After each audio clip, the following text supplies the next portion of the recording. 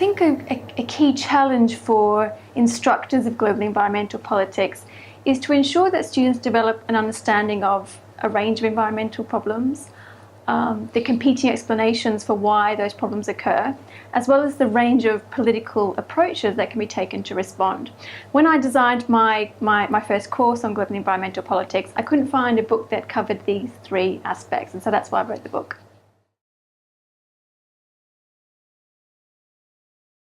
Well, there are several unique aspects to this book. The first is that it takes a pluralist approach. So it introduces students to the range of competing explanations for why environmental degradation occurs. So this develops an appreciation for the historical debates. Students are able to identify the underlying drivers of environmental degradation, and they're able to develop their own informed perspective about why environmental problems occur. So a second unique aspect of the book is the style of case studies that I use, in which I pair up a range of different environmental problems and a range of different political responses. So this allows students to get an understanding of political processes like conflict, diplomacy, private governance, financial mechanisms, consumer-based initiatives and resistance, as well as a range of environmental problems including climate change, deforestation, water scarcity, toxic waste trade, unsustainable consumption, and others. So other unique aspects of the book include a full glossary, as well as online materials with links to videos and visual material, as well as an annotated list of suggested readings. So one of the case studies is on multilateral diplomacy and sustainable development. And in this chapter, the students are first introduced to the idea of environmental multilateralism. We look at its history, how it developed, negotiation processes, the legal and political status of multilateral environmental agreements, and the divisions that have emerged between the global north and south.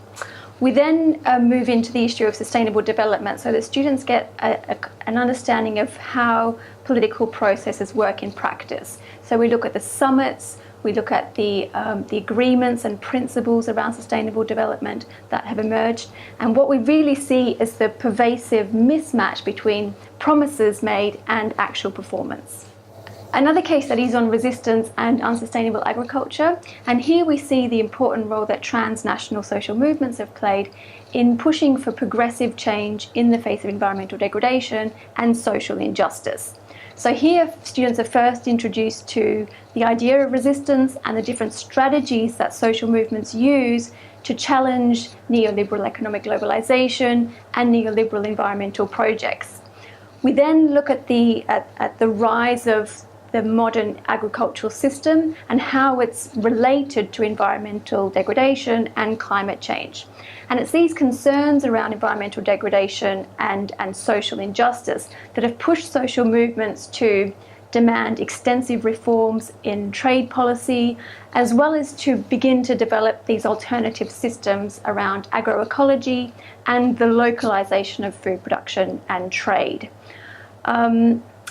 So in this chapter, we look at a range of examples of how social movements have tried to implement alternative systems in countries like Brazil and Cuba. And we can see that alternative agricultural systems that are more environmentally sustainable are certainly possible, but there are real challenges in scaling this up to the global level.